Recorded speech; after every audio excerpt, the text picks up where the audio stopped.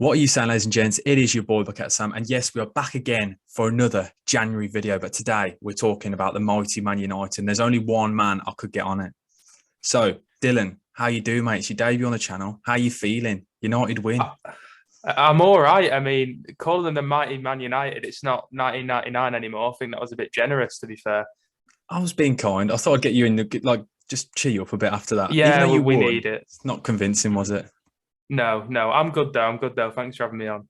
Good, man. This won't be the first time, don't you worry about that. But today we're going to go through Man United and January. You're always big spenders, no matter what. I can rely on Man United being linked with every single player in the world, to be honest. It's always good. You can easily get content out of United. But first, straight away, I want to go through the squad. Who would you get rid of, sell? We'll be harsh straight away. And I can tell, look at you rubbing your hands. I'll let you go. The floor is yours. Right. I've got a list up here. And before, I'm presuming a lot of this is in an ideal world. What would you want? It's not going to be realistic. We're talking about from your perspective. Because obviously it's not as easy to get rid of 20 players. I don't know how many players you're going to say, to be honest. Yeah, there's a good few, but I'll be semi-realistic. So I'm going to start off with Phil Jones. Okay. Just because it was great for him to come on to play the other day. He was really good, but he was out again tonight with another calf injury. So he's played one game and then he's already injured again. Which is it's sad, but if we could get 10 million for him, if Newcastle want a bit of reinforcement, or West Ham, one of them clubs who like signing washed players, then sell him. I'd love to see Maguire go as well, but I don't think that's not realistic. So I'm not even going to bother with that. We're not going to sell our captain who cost 80 million quid. This one might be surprising. I'd like to see Twanzebe go permanently. Permanently? Okay. How comes that is then? I just think he's a bit overrated by some United fans, man. Like, I've watched, he had that, I don't know if you remember that really good game against PSG. I knew where you were going straight away. Yeah, and he was great. He was so good. Wan-Bissaka had his best game I've ever seen as well. But since that game, whenever he's played for United, he's been awful. He came into Villa when they were struggling before Smith got sacked, because I think he dropped Mings for him and he was bad then. And then Gerrard obviously wasn't that bothered about him, was willing to let him go to Napoli on loan. So that says a lot. Midfield, I'd like to see Pogba go. I think he's never going to achieve what we think he's going to achieve at United. He's had too much time now. We can't keep signing all these defensive midfielders or other midfielders and thinking, right, we're going to unlock that meme, unlocking Pogba. Yeah, every time, every summer, it's like, we need a DM to get the best out of Pogba. No, just if we can get 40 million for him now. Madrid want him, PSG want him, just let him go, because he's going to go in the summer for nothing anyway. Could be Newcastle. Imagine. It wouldn't shock me, mate. Honestly, I think he's all about the money, to be honest. But apparently we've offered him 500 grand a week, which is insane. It would be the highest paid player in the Prem, which would be mental. I couldn't understand why. Like, what on what basis does it warrant that amount of money? Other than commercial, I can't, like, for shirt sales. Yeah. But we've got Ronaldo, we've got Cavani, Bruno, Rashford. They all sell shirts. We don't really need Pogba anymore. When we bought Pogba, and he was like our Ronaldo signing, wasn't he? Under Mourinho. He's like, he'll sell all these shirts, he'll pay back his fee in a day at the club shop and all that. But I really wanted him to succeed, but I'm just past it with him now. And I just think it's better for him, better for the club, better for whatever manager we have next season, if you don't have the constant Paul Pogba circus hanging over the heads. It's like a toxic relationship, isn't it? Like when you see one of your mates, and you just think, for both of them, it's best for both you just to split up and just go your separate ways, but they just keep coming back together. I don't know why you keep offering him contracts and things, but I don't know if it's you scared of losing the entire investment, that you're not going to recoup all the money you invest. It's kind of protecting the asset, isn't it? But it should be interesting to see what kind of unfolds that, because every transfer window is linked with absolutely everyone. Well, I say everyone. Real Madrid, isn't it, really? Juventus, because he always wants to go back to Juventus, but they never have the money. And then obviously every big player is linked to PSG at some point, because they can buy literally anyone. And it's not even like I've got an agenda against Pogba. He's one of my favourite players when he signed for us, and he had a good couple of seasons, won the Europa League. He had some decent performances last year. Do you remember that spell when we looked like we might be able to catch City for a couple of weeks? Oh, yeah, definitely. And he was playing really well. But he's just never going to cut the mustard, is he? It's just get rid of him. Then Mata, I'd like Mata to stay. I just think he's a cute guy and he doesn't do too much wrong. He always makes me smile. Yeah, and I think he's going to go into a coaching role when he retires at United as well, which will be nice. Lingard, I definitely want to see go. again, I actually think he could do bits in this system under Ranić. I've made videos about it. I think like he's a good space finder. He's not the most technically gifted player ever. He's obviously he's not going to get as many goals as Rashford, Greenwood, Bruno, but he gets in the right spaces. He can track back. He can tackle. He puts 100% in whenever he plays, and he did tonight when he came on. I thought he was good when he came on today. Yeah, only for the little bit he had. Yeah, he always is. So I'd like to see him get a chance, honestly. Not because I think he's the best player in the squad, but no one else has been producing for us at the minute. But ultimately, if he's not going to get that chance, just, West Ham again, Newcastle, teams like that might want him. His contract runs out in 6 months. If you just get 10, 15 million for him rather than losing another player on a free that you've been paying 150 grand a week for 5 years, and that'd be great. It'd be sad to see him go because he's a United lad, and I know he cares about the club, and it's never nice to see one of your own go. But I think, again, for the better of the club and the better of him, because I loved it when he was at West Ham, because it was so nice. It gave me an incentive to watch West Ham games, and I was really rooting for them and for him. Yeah. And him scoring all those goals and looking really happy and having a laugh with Rice and everyone. It was just really. It was like seeing your brother or something, or be happy somewhere else, or your mate. I know what you're trying to say. Yeah, it was just nice to see him succeed. So I want to see him go on and show what he can do, because I think if he started playing regularly again for West Ham or Newcastle or someone, he could work his way back into the England squad, because I know Southgate likes him. So yeah, Lingard on there. I feel like I could go on for days here. Andreas Pereira, obviously, just because How is it? He's one of them players. I don't know how he's still employed. Yeah, I was going to say he's literally just been lingering around, hasn't he? He's just always there. He's just in the corner. Just like how on earth he's still like at the club? His contract, surely. I don't know how his contract is still going. I don't know when it runs out. I feel like we gave him a 3-year contract when Ollie came in. So I feel like it might run out now. Yeah, I remember you gave quite a few players, didn't you, around that time? A couple of questionable contracts. And I remember thinking, how's he done it? He scores a worldie, doesn't he, every now and then just goes back into hiding, doesn't he? He's on loan at Flamengo or something at the minute. Then they've got a buy option in there, but I doubt they'll take it up if they've got any sense. But maybe that's his level. I don't know. But the less said about him, the better. The likes of Fred and stuff I'd like to keep, because I think even though Fred probably should be starting every game, I think he can do a job, and he's a good squad player. Matic again, same. Van der Beek, I still want to see succeed, so I'm not going to say sell him. McTominay, obviously. There's probably only one more, and it's Martial. I was going to say, I've written him in capital letters. That's the only note. The only notes I've made is Martial in capitals. I thought that's the one thing we have to talk about, because he splits the fan base. So I didn't. I knew your opinion anyway. I've heard you speak on Martial, so I knew I could agree with you on this one. But no, go for it. I'll let you speak. Let the pro speak. It's the pro. It's another one of them again, really, because like with Pogba, when Martial signed, that was when I first properly got my season ticket and started going to games. I was there for his goal against Liverpool. I was there in the semi-final against Everton in the FA Cup, and it was last-minute winner at Wembley. I was there for that. I had him on the back of my shirt. He was my favourite United player, honestly. This is why when people come at me saying I've got an agenda or something, I just don't get it, because he was genuinely my favourite player about 3 years ago.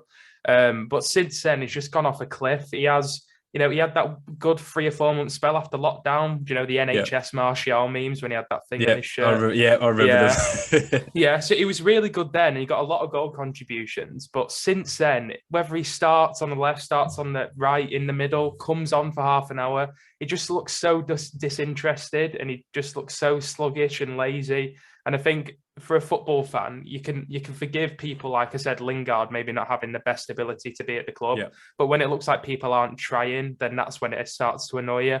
So Martial, I think some clubs would probably take a punt on him for 30, 40 million, honestly. Maybe the likes of Juventus or Inter, someone like that. So I've seen Sevilla are interested as well, but that looks like it's fallen through.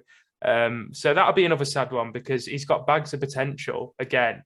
And I think this is a reason why we've not sold Pogba and Martial yet, is the powers that be United are scared to let these players go in case he goes somewhere else and flourish there, and then they'll look like idiots. But you can't just take that risk and have so much deadwood in your squad because he might succeed one day. That's not how it should be. Once players aren't succeeding, let the contract run down or sell them. That's why we end up with so much deadwood now, like Martial, Jones, Pereira, players like this, because we hand people new contracts just because they want to get a bit of resale value out of them, and they'd rather pay them for 3 years and think we'll get 20 mil for them rather than just letting them go. And that's no and one then they wants just to never buy go. them. Yeah, Well, yeah, because because never go. it's Manchester United. Even your worst players probably going to be on senior players probably going to be on 100 grand a week. So if they're at lower Premier League level, then you're not going to get Southampton or Burnley paying, Andres Pereira 100 grand a week or Phil Jones 150 grand a week. So it's just a stupid concept. They should just let them all go, and then we'd have more money to spend on better players and be able to give other players wage rises when they need it. Another player I'm a bit fed up with, but I'm never going to say sell him, is Rashford. I think he's been really, really bad this season. He was shocking tonight. But he's still got a bit of time in the bank because he was pretty good last season. I was going to say, he's one of those players you can rely on. I think it is just a dip in form because he does go through these purple patches in and out of form, and he's a player you've seen it enough to know that he can do it.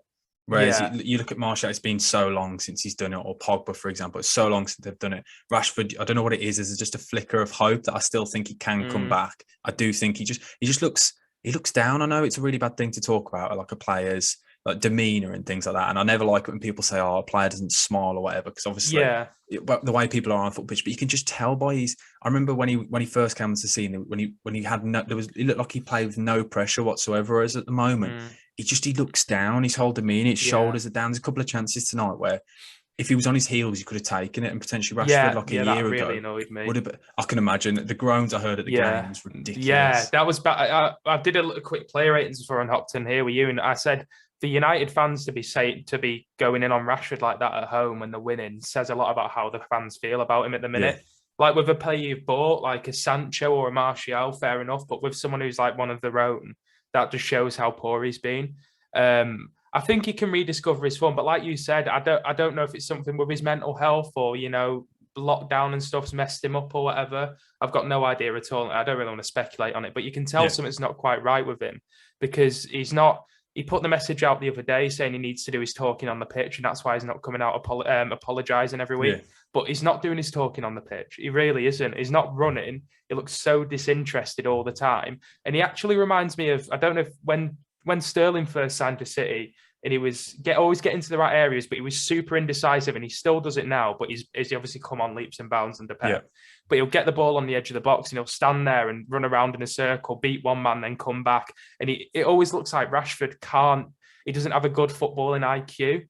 Like, he's one of those players where if he's played for own goal, he's got one touch, he'll finish it. But if he's got 2-3 touches, or he's got time to think, if do a pick a pass, do a shoot, do a chip or whatever, he doesn't know what to do. And it seems like every single time he makes the wrong decision. And it's not like one time he'll score, then the other time he might play a bad pass.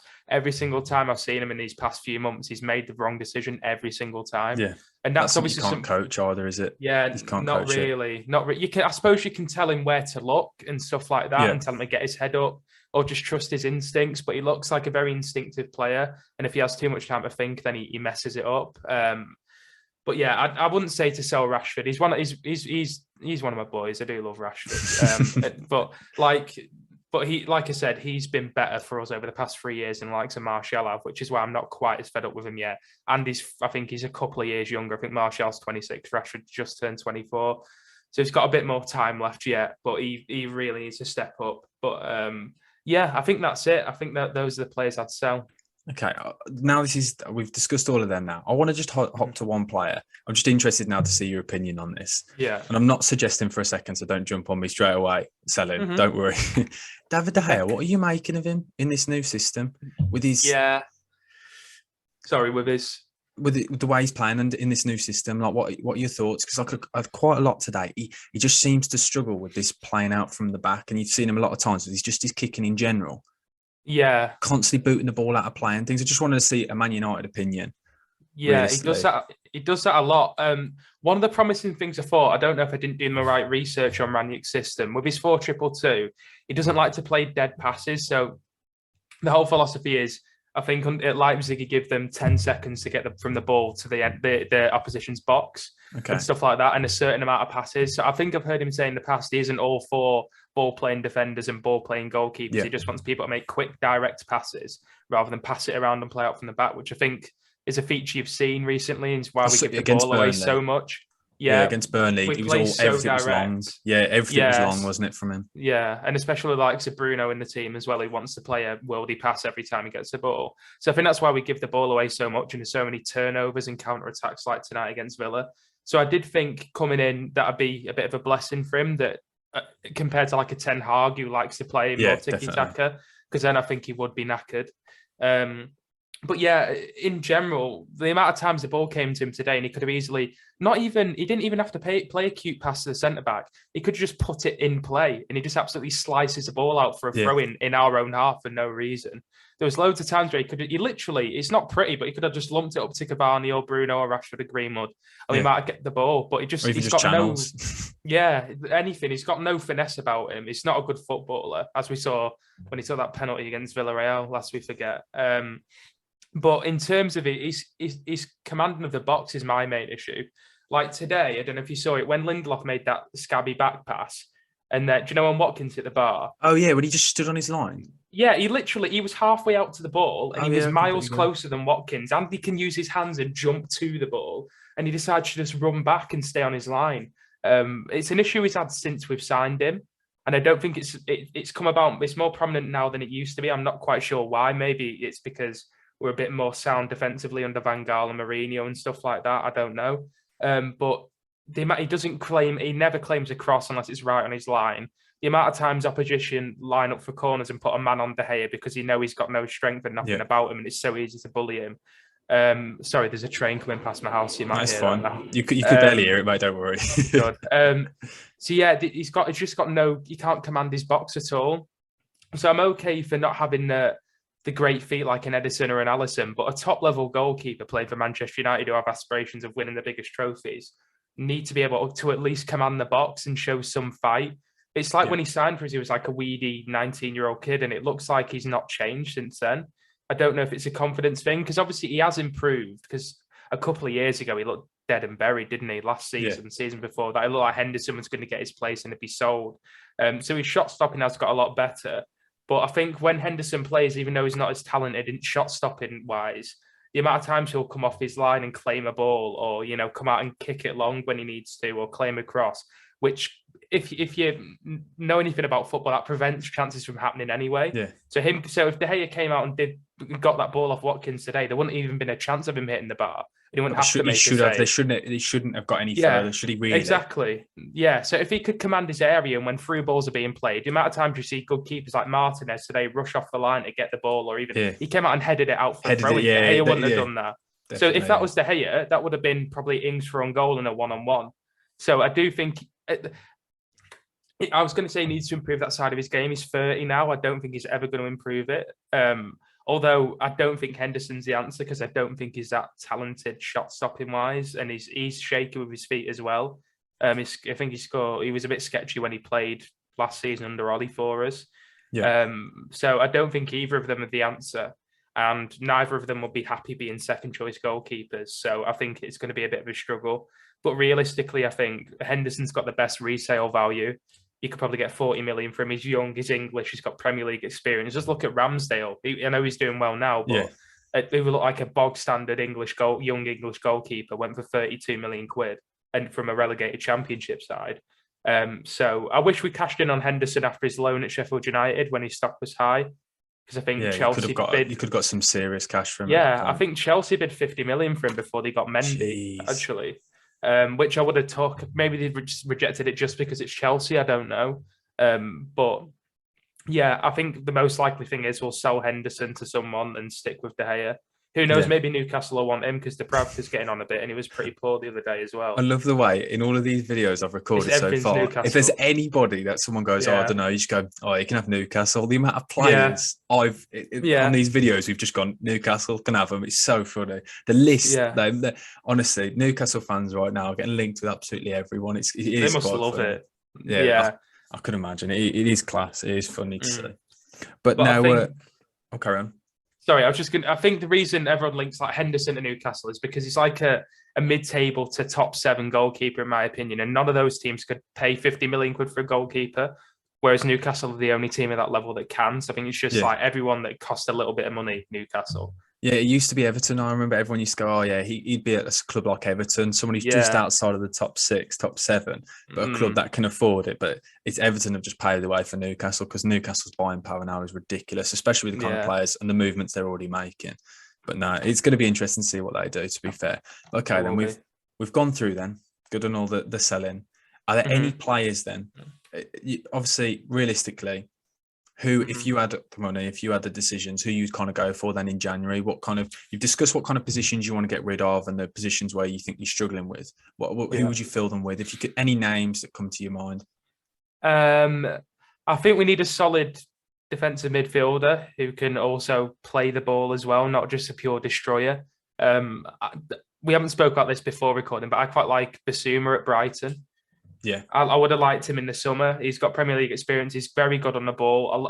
I did videos on him before. He's got quite good dribble success rate. His passing success rate's good. He's one of them that can win tackles and can also do a bit going forward. He's not just someone who's just a plain defensive midfielder. So I quite like him, and I think he'd be available for like 30, 40 million as well. Wouldn't want loads of money. He's still relatively young. I think he's 23. Earlier. It's funny you say that. Today's been linked with Aston Villa and Liverpool. And supposedly Aston Villa are willing to pay up to 50 million for him, which is again now another club that have got serious buying power. So I think his state right now is people want a lot for him at the moment. Everyone links it. I like the way he controls the game so easily. Like that game against Chelsea, he went to Stamford Bridge and just completely bossed that midfield, controlled it on his own. He took Jorginho's role in kind of the playmaker and tempo. And then not only that, he took Kante's role in kind of the destroyer and tackling. I thought he was absolutely brilliant. I think he would really suit you. Maybe and he's kind of very similar. I think Declan Rice, obviously, is the one that everyone links, don't they, to Man United? Yeah, because it's easy, isn't it? Yeah. If I had the choice of the two, and I know I've got a lot of stick online for this before. I think if you had the two options, I'd go for Basuma because he would be easily half the price, but probably even less than that. And she gives you basically the exact same. They're very similar players. I think Rice, obviously, this season we've seen him doing a lot more going forward, but I think Basuma would be really suited to Man United and what you've said in that kind of in the heart of that midfield for you, and then you allow those more flair players to do their thing going forward, and knowing that they've got somebody behind them that you can trust. Yeah. I think Rice has come out this season and looks a bit more like a box-to-box midfielder, which I'm sure he could still play as a DM, but a box-to-box midfielder isn't really what we need right now. So I'd probably edge towards Basuma.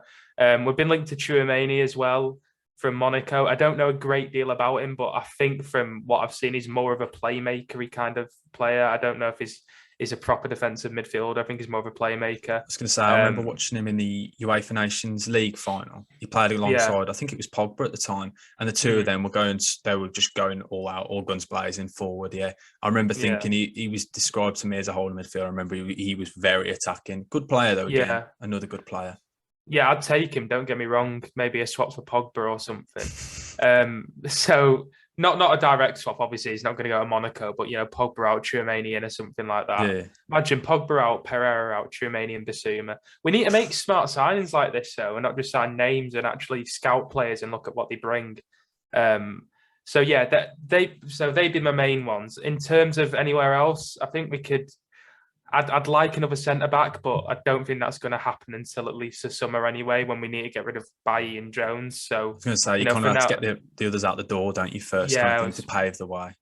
Yeah, we've got Lindelof, Bailly, Jones, Maguire, Varane, Tuanzebe on loan, and Mengi still at the club. So that's 6 centre backs at the club right now, 7 including Tuanzebe.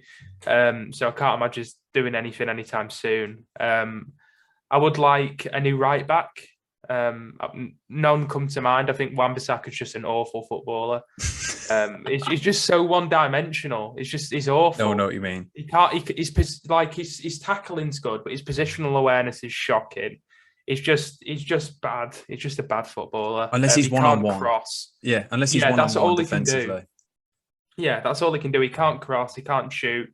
He can't pass. He can't beat a man. He's got no finesse about him at all. And I do quite like Diogo Dalot. He's looked pretty decent so far. He's a bit rubbish today, but I think he's a better option for now. But I'd like to see us bring a new right back in the summer. I'm trying to think of people off the top of my head, but I don't think there's many talented right backs about at the minute. Maybe Mailer from Atalanta or something like that. He was quite good in the Euros, but he's more of a wing back who plays in a back three, back five.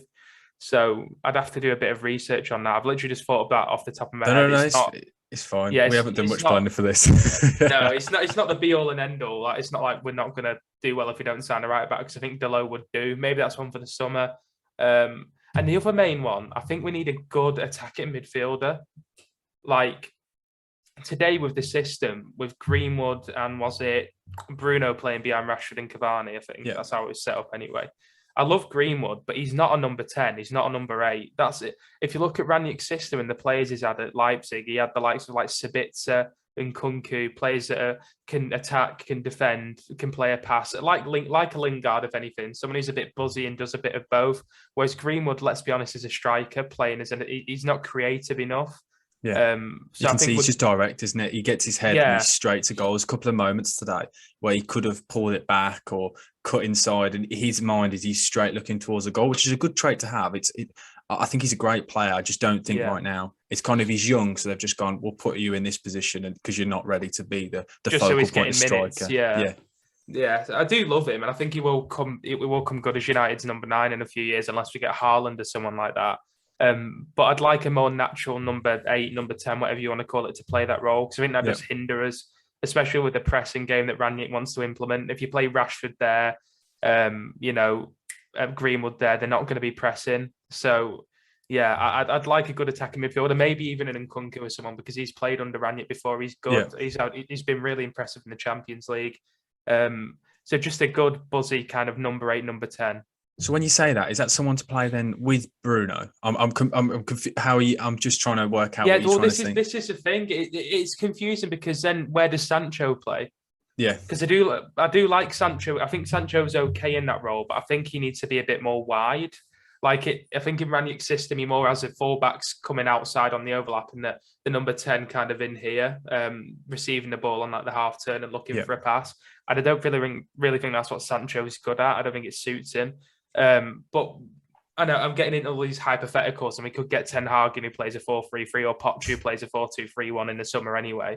Yeah. So maybe try to sign people for Ranić's system isn't the best, because I don't think no matter which manager we get, I think the core principles of the pressing and the hard work will still be there, but I think the formation and system will probably change quite drastically. Yeah, because you want to suit it to the players, won't you? Rather than changing everything. Yeah. And use the foundations of what he's taught the players in his time, and then kind of build on that, because you can't have spent all that money on players like Sancho and Bruno and not try and fit them into the squad, especially when you kind of need to give Sancho more of a chance, because I still don't think we've seen enough of him yet. No, really he's been okay. There's been flashes. He's had moments, because you want to have him isolated, don't you, on that left, like he was at Dortmund, where he's isolated with defenders in one-on-one situations. You don't want him inside.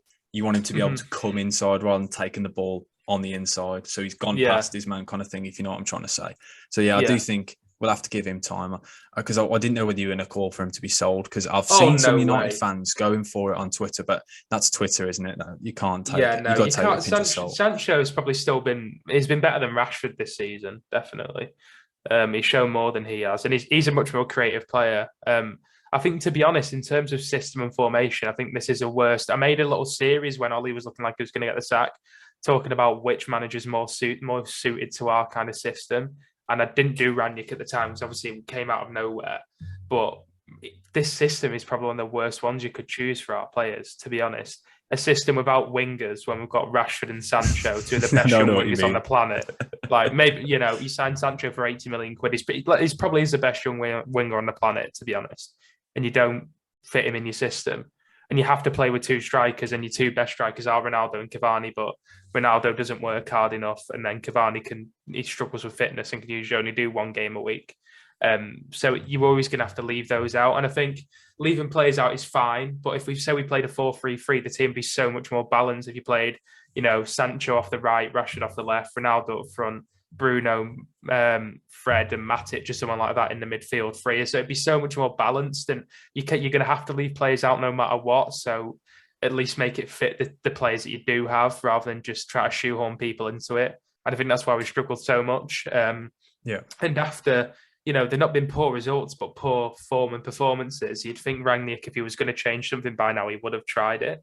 But it doesn't look like he's going to. I think the only other system he likes playing is a three at the back, which I don't know how that would go with Harry Maguire playing in the three at the back, to be honest, with his lack of pace. Same with Lindelof as well. I think the only one who's really suited to it. I think Bayer would be quite suited to it, but he's too error prone and too injury prone. So then obviously you'd either have to play two fullbacks, which again you're lacking wingers, or you'd have to convert Sancho to a right wing back, which just you don't really want to do. Yeah, I was going to say you don't want that. No. So yeah, I don't know. I think we definitely need a defensive midfielder. So if we could get one of them in January, that'd be great. And then hold off on making any other stupid expensive signings until we decide what we're doing in the summer in terms of the manager, because it still wouldn't shock me if they don't know what they're doing up until the week where Ranić's leaving. So yeah, sign Tchouaméni, Bissouma, some Rice, whoever, which we won't, but that'd be ideal. And then hold off on signing anyone else, because you don't want to spend another 30-40 million on a player who doesn't fit the new manager's system. Yeah, I think that'd be it, to be honest. And then maybe a striker in a few years when Ronaldo goes. But apart from that, I think the squad is okay. It's just we need a couple of more quality players, because a lot of the players we've got, Matic, McTominay, Fred, good players, but they don't start for title-winning teams every week. There's no way they get in City or Chelsea's or Liverpool's. You want competition as well, don't you? Competition for places. Yeah, we've literally got three midfielders. Yeah, we've got Matic, because Van der Beek's never going to play in a pivot. So we've got Fred, Matic and McTominay.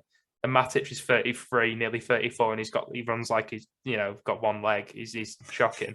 he's good on the ball, but he can't move as much anymore. A young Matic in this team would be ideal, but what a player! Yeah, back in his day, he was a baller. Yeah, even when we first got him that first 1 or 2 seasons under Mourinho, he was class, but he's just gone off a cliff a bit now, unfortunately. Because even though he's quite tall and leggy, he was quite a quick footballer. Like, people don't give him credit for that. He wasn't as slow as people think he is. He's quite an athletic player. But yeah, that's who I'd go for. Yes, I think really to summarise then, realistically, what we're saying then for Man United in January is maybe a couple of signings, some good quality signings, but not to go mental and just kind of let's see how this process unfolds, kind of be patient, don't spend big, don't go crazy, and kind of let's just get a bit of solidarity and kind of work out the system and build the foundations for years to come, kind of, because this isn't gonna change overnight. And I don't think if you just sign players like that, it's gonna a flick of a switch, all of a sudden you're gonna start playing football. And I know you're gonna hate me using them as an example, but you look at Arsenal, they've taken time, they've built something. You've got to look. I know it might be too soon to say with Arsenal, but I'm saying they're building something. Just give Man United time, because I know a lot of fans are saying we need to spend big. It's not going right. Just give the manager time, give the system time, because you can't expect results when you change the entire system, the entire philosophy of the football club. Just give it time, if you know what I'm saying. Yeah, I agree. I still think, I just hate Arsenal. I'm not going to. I knew you'd hate that. You knew what I was trying to say. I knew it was a bad example to give, but I had to do it. No, I get what you mean. I sat down and thought about this yesterday, and I tweeted about it. I genuinely think I dislike Arsenal more than Man City. Okay, which is saying something. Definitely not Liverpool, because Liverpool are I hate everything about the place, but. Arsenal, I don't know what it is. I think it's just the fans as well, and how annoying. I know every fan base can be annoying, but as soon as Arsenal win a game, you get all the football TikTokers or all the people on Twitter or people talking about trust the process. Ollie's better, Arteta's better than Ollie, all this crap. I just don't think they are that good, which we saw last night against Forest. To be honest, I don't think they'll finish in the top 4. I think Arsenal are just a team of bottlers, to be honest, but we'll see. Definitely. I'm definitely, now I've just heard that, I'm definitely getting you on for another video if you're down to do a predictions video, because I feel like this could be quite funny, getting you on for some predictions. Okay, some early season predictions. Could be controversial, and I feel like you'd help me annoy some entire fan bases by the sounds of it. I'm good at doing that. With Arsenal, I do get that they're doing something, and it does look good for them. They've got a plan in place, but they've not blown teams away really. And whenever they come up against a big team, even us under Carrick, for God's sake, when we were playing horribly, we still even beat them. You know what I mean? But I don't think they're expected to be on that level yet. I still think they're climbing. And people are getting ahead of themselves, but I still think in years to come, I don't think realistically, if you're stepping back, like obviously West Brom fan, it doesn't really bother me, but watching them from an outsider's point of view, I can see what they're doing, and I can see potentially in a few years' time, they are climbing that ladder. They're getting youngsters in. I just think people putting them on the pedestal with the big clubs right now and saying potentially top 4 and things, I think it is getting a bit ahead of themselves. But I can see where they're going. I do get that, but then in the same breath, I know Ollie's just been sacked, but Arteta and Ollie had very similar time as managers. We both got appointed at a very similar time. They spent pretty much the same amount of money. And I don't think Arteta's squad was much worse than the one Ollie inherited, if I'm quite honest with you, the Mourinho squad. Yeah. So there was pressure on United from Ollie's first full season to go and challenge for the league. But then there isn't for Arsenal. I know they spend, obviously, the players they sign, they spend similar money onto us, but they're nowhere near as got the high profile as the players we can sign. But I don't know. I just feel like they get a little bit, maybe that's what annoys me so much. You get a little bit of a free pass sometimes with, I don't expect, like, you don't expect them to beat any top 6 team, but if that was Spurs or. But I think the reason for that is it comes back to when under Ollie. Like we can talk about it now, it's in the past. I think the only thing you could see with Arsenal and when they were losing against the bigger sides, you could see what they're trying to do. You can kind of see the path they're trying to go for.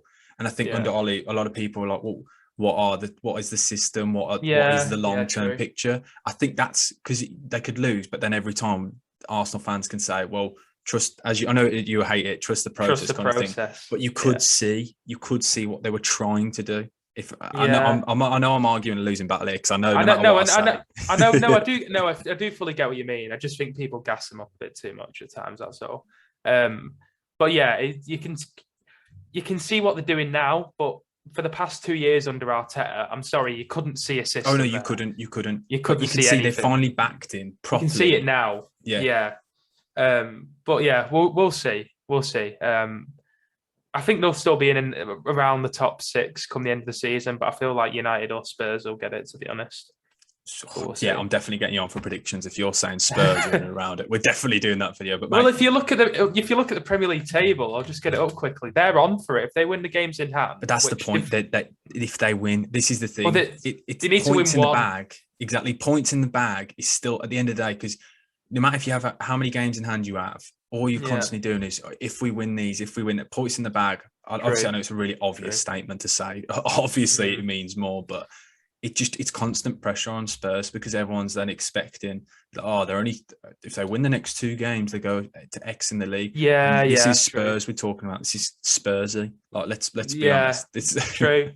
Yeah, you're not wrong. I just think they've got 2 games in hand, and even if they won 1, they'd still be 4th. Yeah. And to be honest, I hope they don't, because if they win their 2 games in hand, even if we win our other game in hand, we'd be like something like 5-6 points behind Spurs, which would be pretty shocking with, 18 games to 17 games to go. But yeah, it's going to be interesting. And I've not even said anything about West Ham. We're still going to be on West Ham, even if we win our game in hand, which is shocking. Behind West Ham, 20 games in. They've been decent, but they haven't been. I don't think they've been as good as they were last season. They've had some pretty poor results recently. Yeah, I think it's just the system, isn't it? They're a system team. Because when you look man for man, I still think you'd pick most squads in and around in those battling squads. I think it's just the system they play. It's just they all know, everyone knows their roles and know exactly what they're doing, and they're a good club. They're a good, like, fun side to watch. They're playing some nice football this season. They all work together. They work hard, don't they? And I've spoken about that in the past. Not enough gets said about how important hard work is in football. Like, you can be the most talented footballer on the planet, but if you don't work hard for your team, then one bad apple can make the whole system fall apart. And all the West Ham players have bought into it. And if any other team got top 4 and it wasn't United, it'd be amazing to see West Ham in the Champions League. So, yeah. I have to admit, as an outsider, as somebody who's not involved in it whatsoever, I kind of do like seeing kind of the underdog kind of situation. Yeah, I don't think they'll do it, but it'll be good. Yeah, that 4th to however low down it is, that bracket, 7th. Those clubs there, it's going to be interesting to see what kind of goes on with that. And with Chelsea every now and then just looking pretty poor, they're having moments and things. Yeah, it's going to be interesting. Chelsea they've drawn 4 out of the last 5. That's my point. Which is mental, but luckily United have lost and drawn in the last 3. Spurs drew the second to last game. Arsenal lost the last game. West Ham have lost a couple in the last 4. So I think if teams capitalise, then they would be looking over the shoulder, to be honest. But I think Chelsea are just going to be too strong with the squad they've got. But yeah, I'll predict Spurs for now. But we'll save the full thing for another video. But mate, thanks for coming on. Do you want to plug anything you want now? Plug whatever you need, and I'll put the links in the description for definite. Cool. So it's DylsFootyRamble on TikTok. I just waffle on there, talk a lot of rubbish, annoy a lot of people, but it comes with the territory. it's very rare you make a video on TikTok and no one disagrees with you. You could literally make a video on TikTok saying grass is green and the sky is blue, and you'd still got people commenting saying cry, salty, or, you know, you're talking rubbish. So, mate, DylsFootyRamble on TikTok. Yeah, no matter, like, literally, I made a video today talking about the Liverpool stuff that's gone on with the false COVID tests. And I think I've probably had 200 Liverpool fans in the comments that don't follow me, just giving me rubbish. But yeah, so it's DylsFootyRamble on TikTok. I'm going to start doing watch-alongs of Man United. So if you're a United fan, you want to see something like that, it's Dylzer on Twitch, DYLZR, so on there as well.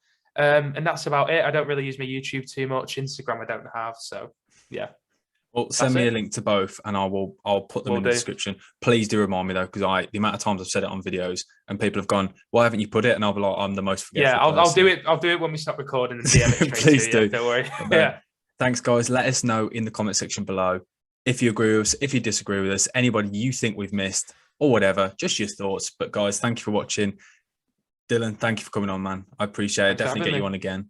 But yeah, thank you guys for watching. BucketHatSam over and out. Thank you. Goodbye.